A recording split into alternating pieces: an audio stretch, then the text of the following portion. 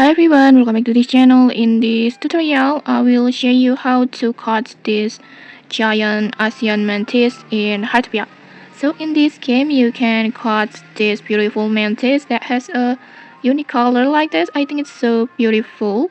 And to get this giant Asian mantis is very easy. You just need to go to Onsen mountain, more precisely at ruins area, and it will spawn all time, and it only spawns at sunny and rainbow weather, so just avoid the rainy weather.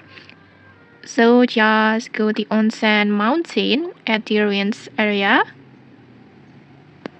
over here. At this area, when it's sunny or rainbow, just walk around until you spot this giant Asian mantis, and then equip your insect net, and then just catch it.